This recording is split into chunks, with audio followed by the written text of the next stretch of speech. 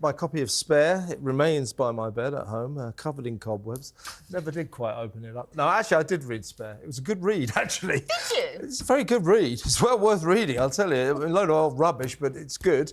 Talking of loads of old rubbish, Scobie's book is causing ructions, ruffling royal feathers, particularly in Holland.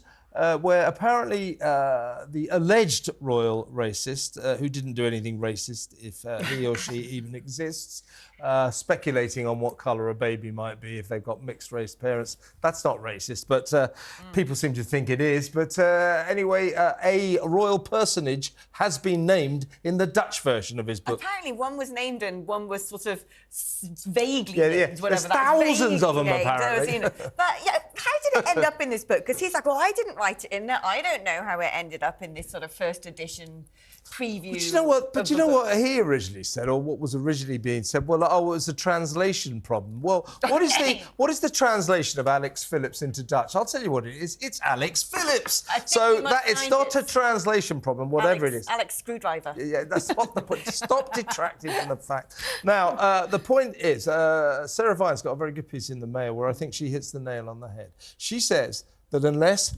Harry and Meghan have distanced themselves from this. It's a vicious and spiteful book saying very, very nasty things about the royal family. It doesn't seem to be very backed up. Now, Sarah Vine says that Harry and Meghan, who've said, oh, no, we haven't helped with this book. Oh, nothing to do She with said that us. unless they denounce this book, they are effectively endorsing it. And I agree with that. And I would say that the next move we're looking for is some kind of statement from the gruesome twosome. Well, they're not going to do that, are they? Well, I'm just saying that's what we're hoping for. That's what we're hoping for, but come on. Well, they could, in a way, because that would diffuse a very tense situation. This is a book that seems to have crossed the line. We're used to lurid... the line. It's just packed full of insult. Well, we're used to lurid books about the royal family, but this one seems to have gone too far as the royal family are concerned, and I think a lot of people in this country. Yeah.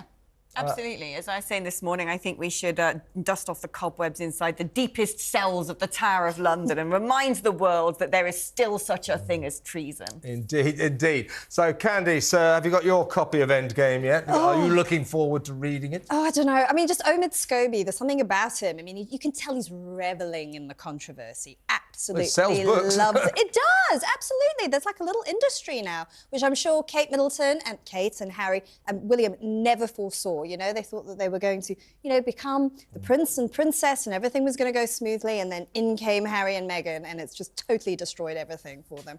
I always laugh, though, when I hear this term, the royal racist. I mean, it's almost become comedic. It's become stupid now. I mean, everyone's just, like, speculating who this person could possibly be. And what makes it even more absurd is it isn't racist to speculate on what colour a baby might be. Well, we have no idea what the actual context racist? was. Well, we don't know. I mean, you know, one person, like the Queen said, recollections may vary. This is so one-sided, and from what people have told me, in the whole book, there's no criticism of Meghan and Harry. Oh, it's no, like no, everyone else is evil and terrible. They're saintly. And they're perfect. Oh, even better than that. There's sort of like this sort of gushing paragraph which explains why none of their projects have worked because, you know, Harry's daddy cut them off and they felt under public pressure to do things, and if they knew that, you know, they wouldn't have pitched so many ideas to Spotify if they had known that Spotify weren't going to accept that. I mean, it's just all this sort of like nonsense that all of their work is amazing. This really made me laugh. I read this last night that apparently Harry and Meghan, the gruesome twosome from Montecito, have decided to completely kind of change their career trajectory.